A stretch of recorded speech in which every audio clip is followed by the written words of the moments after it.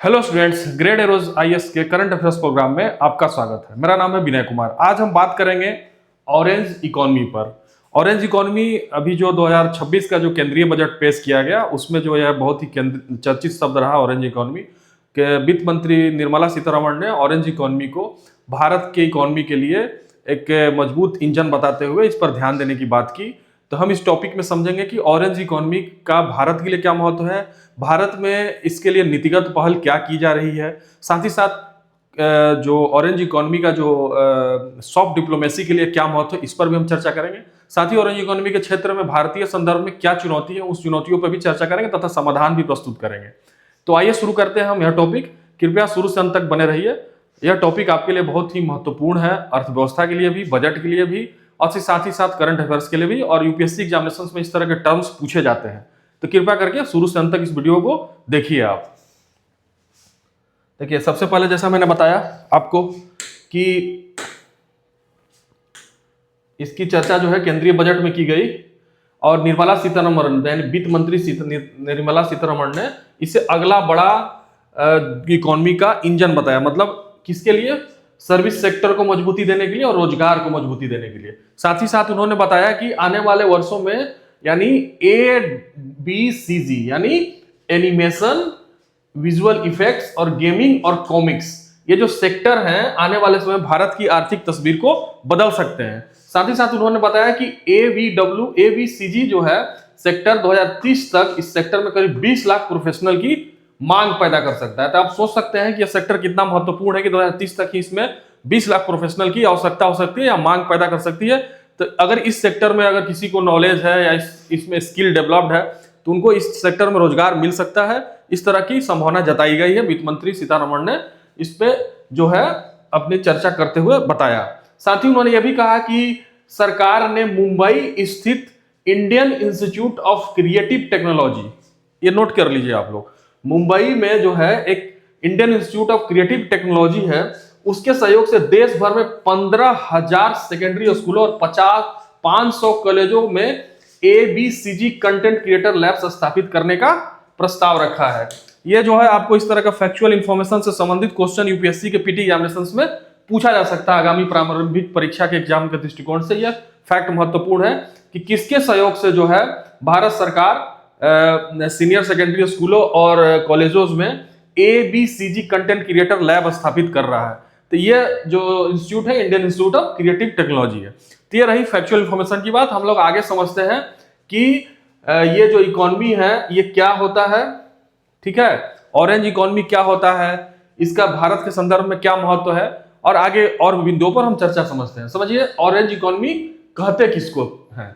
Orange economy में वे सभी गतिविधियां शामिल हैं जो रचनात्मक, बौद्धिक संपदा और सांस्कृतिक पूंजी पर आधारित होती हैं। ठीक है, मतलब जैसे क्रिएटिव फील्ड, जैसे फिल्म हो गया, संगीत हो गया, थिएटर हो गया, डिजिटल कंटेंट हो गया, एनिमेशन हो गया, गेमिंग हो गया, फैशन हो गया, डिजाइन हो गया, विज्ञापन हो गया, हस्तशिल्प हो गया, आर्किटेक्चर और साहित्य जैसे क्षेत्र आते हैं जो कहीं ना कहीं रचनात्मकता से जुड़ा हुआ चीज है, बौद्धिक संपदा से जुड़ा हुआ चीज है और हमारी सांस्कृतिक पूंजी यानी कल्चरल कैपिटल से भी जुड़ी हुई चीजें हैं। तो इन सारी चीजों को हम इन सारी चीजों में जो कंबाइंड रूप से जो लोग जुड़े होते हैं या कार्य पैदा करते हैं या इससे जो कार्यशील जो जनसंख्या लगी होती है उनसे जो उत्पादकता होती है, प्रोडक्टिविटी बढ़ती है, तो उससे जो हम अर्थव्यवस्था में जो योगदान देते हैं और कंबाइंड रूप से इस पूरे चैनल को हम ऑरेंज इकोनॉमी कहते हैं। ठीक है, संयुक्त राष्ट्र और यूनेस्को के अनुसार यह क्षेत्र वैश्विक स्तर पर लाखों युवाओं को रोजगार देता है और जीडीपी में लगातार योगदान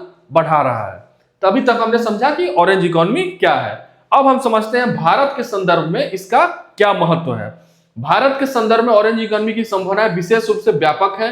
दुनिया का सबसे बड़ा फिल्म उद्योग, समृद्ध लोक कला और हस्तशिल्प परंपरा, तेजी से बढ़ता हुआ डिजिटल क्रिएटर इकोसिस्टम और 65% से अधिक युवा आबादी भारत को स्वाभाविक बढ़त देती है। आप समझ रहे होंगे कि ये सब सारी चीजें जो है, सबसे बड़ा फिल्म उद्योग है हमारा, साथ ही साथ समृद्ध लोक कला है, हस्तशिल्प हम बहुत समृद्ध हैं, इसके अलावा डिजिटल क्रिएटिव इकोसिस्टम जो है भारत का बहुत बड़ा है, और साथ ही साथ 65% से अधिक युवा आबादी जो है इस सेक्टर को और भी सपोर्ट कर सकते हैं। OTT प्लेटफॉर्म, सोशल मीडिया और आर्टिफिशियल इंटेलिजेंस आधारित टूल्स ने रचनात्मक उत्पादों को वैश्विक बनाना आसान पहुंचा दिया है, वैश्विक रूप से इसको पहुंचना आसान बना दिया है। जैसे ओटीटी पे आप लोग फिल्म देखते होंगे, या ओटीटी के माध्यम से बहुत सारा ऐसा डिजिटल क्रिएट किया जा रहा है, या सोशल मीडिया प्लेटफॉर्म है, या यूट्यूब है। तो ये सारी चीजें जो है कंबाइंड रूप से जो है ये कहा जाता है ऑरेंज इकोनॉमी। तो भारत के संदर्भ में भी आपको महत्व पता चल गया कि इतनी बड़ी आबादी होने के कारण, सबसे बड़ा फिल्म उद्योग होने के कारण, और लगभग जो है 90 करोड़ से अधिक जो है मोबाइल उपभोक्ता हैं, तो उस कहीं ना कहीं वो फेसबुक किसी ना किसी डिजिटल कंटेंट चीजों से वो जुड़े हुए हैं, उपभोग की कर रहे हैं, और साथ ही साथ जो है इस पे कंटेंट क्रिएट भी कर रहे हैं। तो ये एक बहुत बड़ी इकोनॉमी है, बहुत बड़ा लोगों को रोजगार दे रहा है। और आने वाले समय में जैसा कि बताया गया केंद्रीय बजट में कि 20 लाख लोगों की और आवश्यकता पड़ सकती है इस क्षेत्र में। तो अपने आप में यह क्षेत्र बहुत ही महत्वपूर्ण हो जाता है। और वैश्विक जो संस्थाएं हैं जैसे यूनाइटेड नेशन ने भी इसके बारे में बताया है कि बहुत बड़े स्तर पर यह जो है क्षेत्र रोजगार देती है। अब हम आते हैं कि नीतिगत स्तर पर भारत में क्या प्रयास किए गए हैं इसको, ठीक है, इसको समझना जरूरी है क्योंकि यूपीएससी में इस तरह के क्वेश्चंस पूछे जाते हैं। जैसे नीतिगत स्तर पर भारत इस दिशा में कदम बढ़ा रहा है। Startup India, digital India, skill India और मेक इन इंडिया जैसी पहले रचनात्मक उद्योगों के लिए अनुकूल वातावरण बना रही हैं। ठीक है, आप इसको जोड़ के या इंटरलिंक करके समझ सकते हैं कि किस तरीके से जो है डिजिटल इंडिया जो है ऑरेंज इकोनॉमी को समृद्ध कर रहा है, या फिर स्किल इंडिया किस तरीके से समृद्ध कर रहा है, मेक इन इंडिया कैसे सपोर्ट करेगा। ये सारी योजनाएं भारत सरकार चला रही है। हाल ही में animation, visual effects, gaming and comics नीति और राष्ट्रीय स्तर पर क्रिएटिव इकोनॉमी टास्क फोर्स की चर्चा इस क्षेत्र में संस्थागत समर्थन देने की मंशा को दर्शाती है। गवर्नमेंट का ये भी इस पे कोशिश है कि इस तरह का कोई मैकेनिज्म लाया जाए कि इसको और सपोर्ट करे। इसके साथ ही जीआई टैग और बौद्धिक संपदा अधिकार संरक्षण से कलाकारों और रचनाओं की आय सुरक्षा मजबूत हो रही है। यह रहा नीतिगत पहल। ठीक है, हम आगे अब आते हैं सॉफ्ट पावर डिप्लोमेसी से कैसे जुड़ा हुआ है। भाई सॉफ्ट पावर डिप्लोमेसी से इसका ऑरेंज इकोनॉमी का क्या संबंध है, इस तरह के भी क्वेश्चंस पूछे जा सकते हैं। देखिए, ऑरेंज इकोनॉमी का एक महत्वपूर्ण पहलू भारत की सॉफ्ट पावर डिप्लोमेसी है। योग, आयुर्वेद, भारतीय सिनेमा, संगीत और फैशन वैश्विक स्तर पर भारत की सांस्कृतिक पहचान को मजबूत करते हैं। ठीक है, जो भारत की जो सांस्कृतिक पहचान है, कल्चरल आइडेंटिटी है, जो जैसे मान लीजिए योग है, आयुर्वेद है, फिल्म है, संगीत है, फैशन है, इन सारे चीजों से हम जुड़ते हैं और ये सारे क्षेत्र जो है कहीं ना कहीं सॉफ्ट पावर डिप्लोमेसी को सपोर्ट करते हैं। ठीक है, G20 जैसे मंचों पर सांस्कृतिक कार्यक्रम और क्रिएटिव शोकेसिंग मतलब क्रिएटिव प्रदर्शन के माध्यम से भारत जो है रचनात्मक पूंजी की कूटनीतिक साधन के रूप में प्रस्तुत किया है। जो G20 जो हमारा जो अंतर्राष्ट्रीय स्तर पर एक प्लेटफॉर्म है उसका भारत भी सदस्य है, तो उसमें विभिन्न प्रकार के सांस्कृतिक कार्यक्रम के माध्यम से जो है इस प्रकार से कैपिटल जो इसका कूटनीतिक साधन है उसको जो है मजबूत रूप से प्रस्तुत किया है। तो ये रहा कि सॉफ्ट पावर डिप्लोमेसी में किस तरीके से ये हमारा जो है सपोर्ट करता है भारत की नीति को। उसी के साथ साथ हम लोग समझते हैं कि इस क्षेत्र में चुनौतियां क्या हैं। कुछ चुनौतियां भी हैं, जैसे हालांकि चुनौतियां भी मौजूद है। अनौपचारिकता, इस सेक्टर में बहुत सारे अनौपचारिक रूप से लोग काम कर रहे हैं, वो जो है औपचारिक तरीके से उनका जो है संगठनात्मक या ऑर्गेनाइजेशन रूप से वो काम नहीं कर रहे हैं। उसी तरह आय की अस्थिरता है, आय में भी जो है बहुत सारे डिजिटल क्रिएटर हैं जिनका आय अनिश्चित है, अस्थिरता है, तो यह भी एक चुनौती है इसके लिए। उसी तरह कौशल असंतुलन, बहुत सारे जो डिजिटल जो कंटेंट बनाने वाले हैं उनके कौशल में भी कुछ लोग तो बहुत ही स्किल्ड हैं, कुछ लोग अभी स्किल्ड नहीं है, तो यह भी एक बहुत बड़ी चुनौती है। अगर सबको उसमें रोजगार देना है, सबको उसमें फायदा पहुंचाना है, तो कहीं ना कहीं स्किल्ड करना पड़ेगा मैक्सिमम लोगों को क्रिएटिव फील्ड में विशेषज्ञ बनाने के लिए। उसी प्रकार से जो है डिजिटल प्लेटफॉर्म पर रेवेन्यू शेयरिंग की समस्याएं भी प्रमुख है, ये भी है।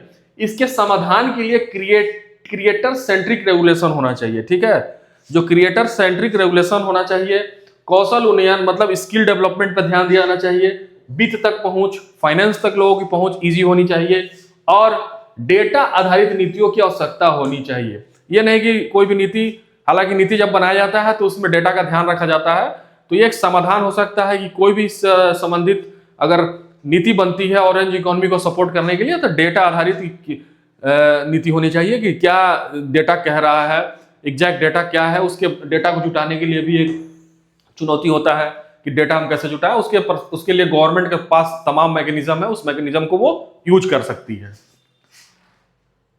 तो हमने इसमें देखा कि समग्र रूप से ऑरेंज इकोनॉमी भारत के लिए केवल सांस्कृतिक अभिव्यक्ति नहीं है, बल्कि आर्थिक समावेशन, युवा सशक्तिकरण और वैश्विक प्रतिस्पर्धा का माध्यम है। ठीक है, इसमें आर्थिक समावेशन होगा, बहुत सारे लोग जो हैं आके रोजगार पाएंगे, इंक्लूसिव होगा उनके लिए। उसी तरह युवाओं का सशक्तिकरण हो सकता है डिजिटल क्रिएटर के माध्यम से, और उसी तरीके से वैश्विक प्रतिस्पर्धा, हम इस माध्यम से मान लीजिए कि 20 लाख लोग जुड़ने वाले हैं 2030 तक।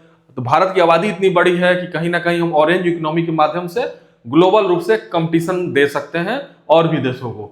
ठीक है, यदि इसे रणनीतिक दृष्टि और नीतिगत निरंतरता के साथ आगे बढ़ाया गया तो यह 21वीं सदी में भारत के विकास मॉडल का एक मजबूत स्तंभ बन सकती है।